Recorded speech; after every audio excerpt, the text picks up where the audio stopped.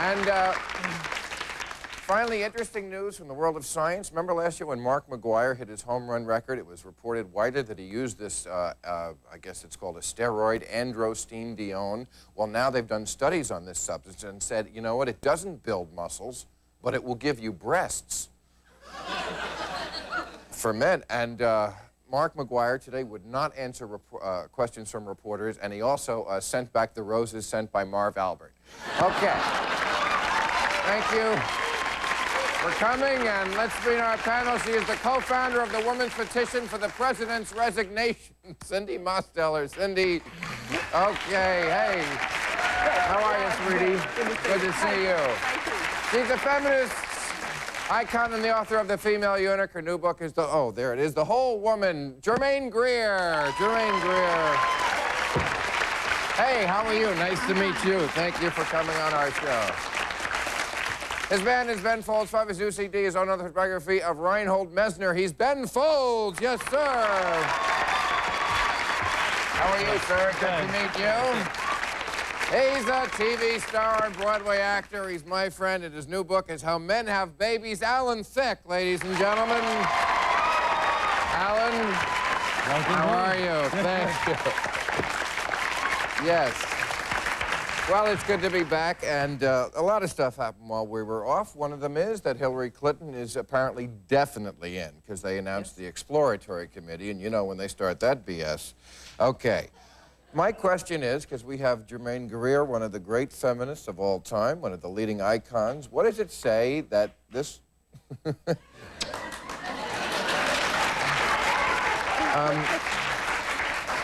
What does it say that Hillary Clinton is now embraced because she's a victim when she was kind of derogated when she was a policymaker?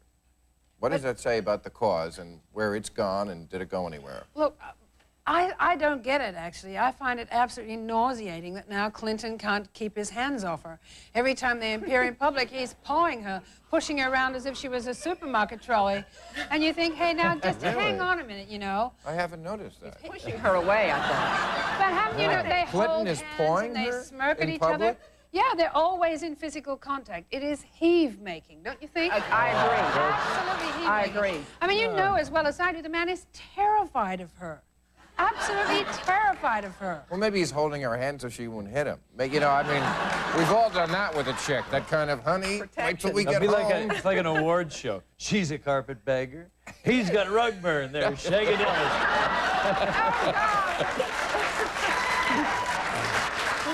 I think they're a confederacy. They're not a marriage at all. They're a confederacy. What's wrong with that, if that's what you want? But it's not what we want. Nobody voted No, for it's what they want. What do you care what you want? It's their marriage.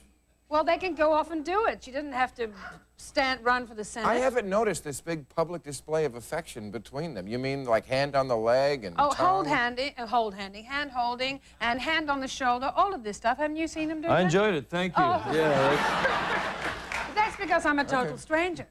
That's what makes that exciting. Well, I also noticed that they announced that they're going to perhaps vacation in New York State, which, here's my question about that. Now, she's running for New York Senate, apparently. So, okay, we'll have our vacation in New York State. Is this working on people? And if this works on people, aren't people so stupid they deserve crappy leadership? Well, this is what they've done. What? Clinton does the obvious, and people just take it. He manipulates them, and they take it. And Hillary and Bill are doing that, and they just take it. And I think her run in New York will be very polarizing for New York. I think the liberals feel like, yes, we can win with her, and the conservatives feel like our state's being invaded. But if you're going to do it anywhere, it should be in New York. I mean, it's a very forgiving race of people in New York. They took Latrell Sprewell back this year. Yeah. Hillary hasn't choked anybody, and she had every good reason to. But Hillary has lived out the greatest hypocrisy for the women's movement of any woman in this country. Because she said, women, you should be able to demand abortion, health care, child care, job opportunities. But if you've got a man that commits serial adultery against you throughout the years, then you should just stand by your man. I think it's a great hypocrisy but wasn't feminism... Hillary Clinton has lived out for the women of this country. Okay, shut up. Thank you. But wasn't feminism about a woman being able to make whatever choice she wants to make? And if a woman wants to make the choice of being with, as you say, a serial adulterer. Not that you really know that, but okay. Well, don't we all know that? Well, no is different than what you want because you hate the guy. You hate him, so you want to... You don't know that I hate him. I do know that you hate him, Cindy. You hate him. I have great disrespect for him and for the standard he's brought the presidency down to. But also you hate him. I know that, like I know you're wearing Nancy Reagan's old suit now. I know that. I know that. I'll take that as a compliment.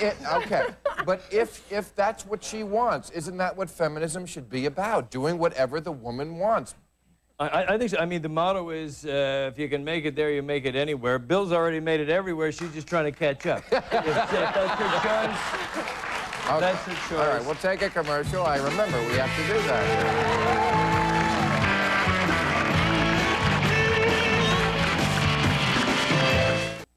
Jim Carroll and Penny Dance. Okay, thank you. Nice to be back here, by the way, with a great panel. And, you know, while we're off, we had a couple weeks off, people always come to me and say, Bill, you know, when you're not on, there's no one around to really say the things that no one else will say and get booed for it. And, Alan, your book is How Men Have Babies, so I thought I would re-ingratiate myself with those people who like me to say those things and be the one to say, you know, babies are ugly and disgusting. And, and I know you have one right now, and I think my point of view is backed up. It says the Pregnant Father's Survival Guide.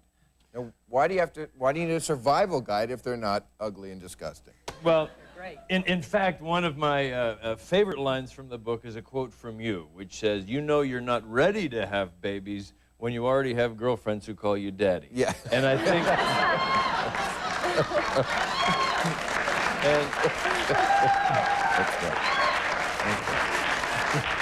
And that would make him a bad candidate. And believe me, nobody wants you to have kids because you'd probably screw it up. You have dogs, right? And you love your dog. Yes. Dogs are just kids who don't talk back.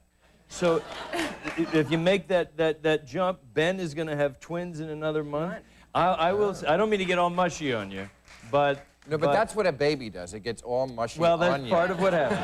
But when I will say that when my little 2-year-old says, "I love you, Daddy," the rest of the world can go suck a pipe, you know? Right. It really, that is my experience. That's my experience. Let me tell you, just the other day, I'm at the drugstore, I'm at the counter with my 1-year-old standing beside me, unbeknownst to me. 1-year-old? And he's standing? Standing, almost 2, 1.5, standing beside me. Unbeknownst to me, she removes her diaper and proceeds to demonstrate to everybody behind me exactly what happens at the end of the digestive tract. And I am saying, only the people in line who were buying laxatives were impressed. I mean, what I'm saying to you... See, I can't even listen to this, let alone deal with it. Okay, thank you for sharing. Thank you. But I would rather touch like an electric eel, that thing that lives at the bottom of the ocean, than even go near a baby. But Bill, you pick them up, you clean them up. No, I never have. Yeah, they are the greatest thing in life, and they give you the greatest opportunity for love. It's the strongest human bond that you can ever have. It's the greatest thing to have. Right, because it can't understand what you're saying. And they don't care. Then it would have problems. No, they know at a deep level what you're saying. You are of me, and I love you. What do you mean they know what you're saying? Bill, you were probably a baby yourself once. And you've turned from this mewling, puking little bundle into this curmudgeon that you are. Alan. I heard your mother adores you. That's what I've heard about you. Yeah, she adores you. Well, Hitler's mother adored him. That says we don't nothing. know that. We don't Mothers know that. adore their children. Even OJ's mother thinks he's innocent. You know, I mean, that says nothing. That's a wonderful thing, the bond between a mother and a son. But you know what, really? It's the greatest strength of society. What do you think would happen, going back to politics 1 second, you know, candidates, the biggest thing they do is hold a baby. What if a candidate, just by accident, dropped one? Well, then Do you think they could ever be elected again? Just an accident, but they dropped it. The kid would be a Republican. That's all that proves.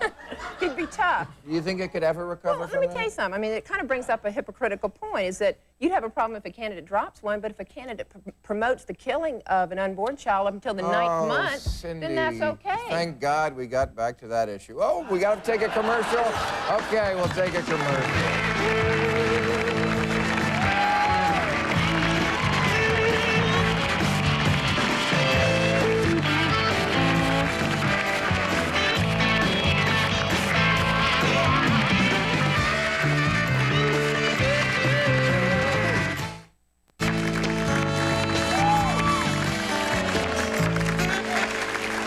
Okay, let me talk a little bit about your book, Germaine, because I certainly remember when The Female Eunuch came out. I was, I don't know how... You were too young, No, surely. I was like 13. It was a huge cultural phenomenon. That was like the feminist book, The Female Eunuch. I didn't know what the word meant, but okay.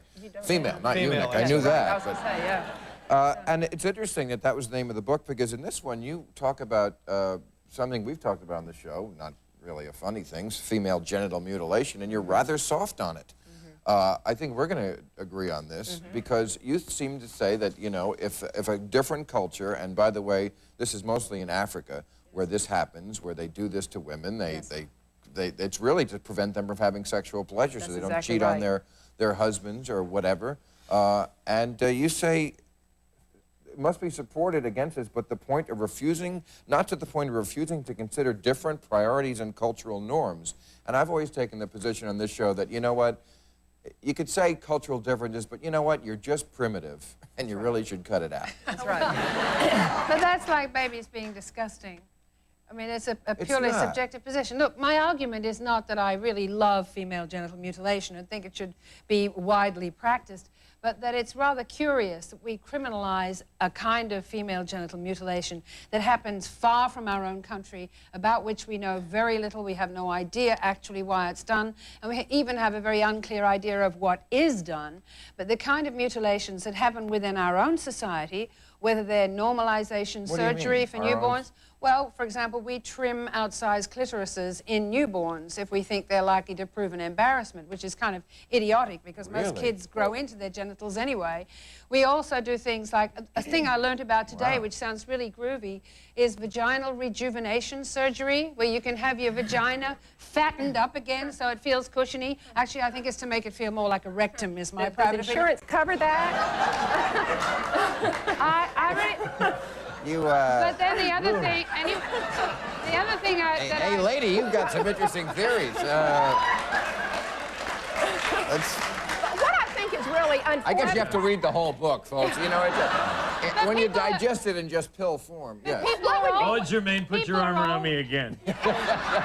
People are always tinkering with genitals. Now, we have Albertinas, we have women having niobium People are rings. always tinkering. What about penile enlargement? In my newspaper today, 3 separate advertisements for penile enlargement. Okay, well, this is the first... That's in case you don't read the first one. But also, 70% of American men have been circumcised. Why?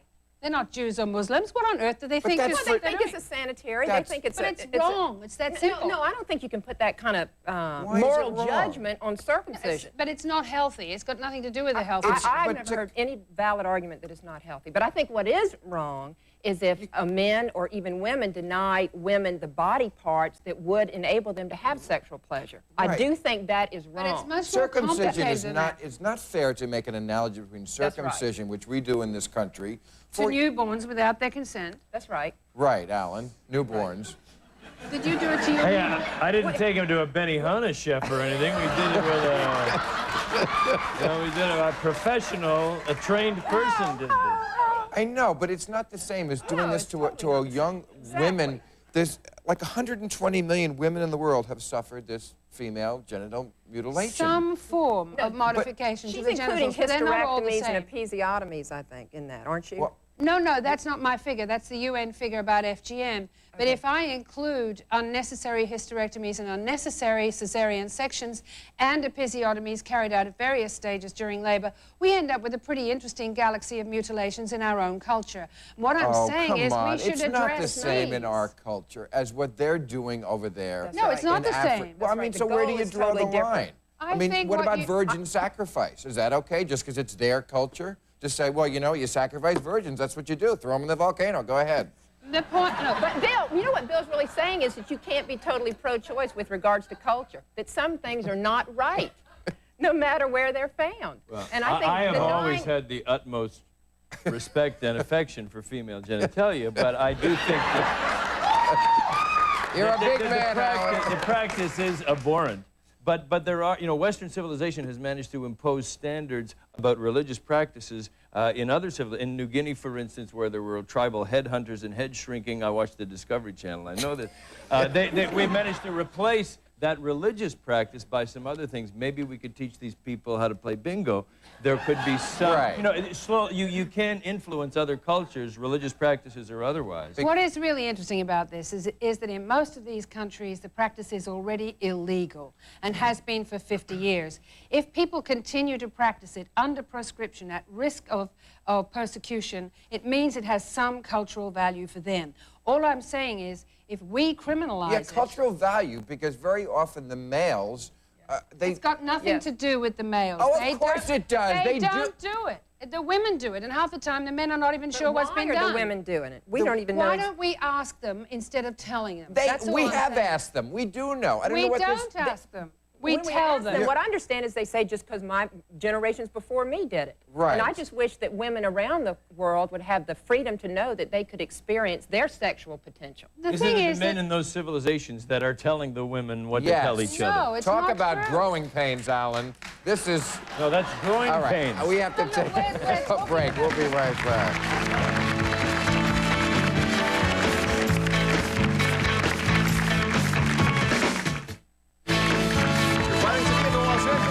And would like free tickets to Politically Incorrect, call 323-575-4321. Okay, we have just a minute left. Ben, we have unfairly stifled you the whole show. No. Now get in. Hillary, female genital mutilation, babies. I can pick one. Well, let me think about that for a second. See, I don't want to be the first person that's never spoken on the show. That would be a terrible thing. So, no, you know, I think actually I agree with Germaine about the female mutilation, but I think she was a little misunderstood with what she was saying. Oh, sweetheart, thank you. Listen, you know what I just said to him? I just said to him that if we asked him to draw the female genitalia, he'd get them wrong. Oh, my God. Because most men don't even look, you know. I don't even look. I mean, I don't think most people look. How can you be sure they're all there? I haven't noticed any functional problems. Well, lots of the women have been genitally mutilated. Don't notice it. Okay, tomorrow we're going to have William Shatner. We'll go where worlds have never been explored. Drew Pinsky, Jim Carroll, and Penny Nance. Thank you, folks.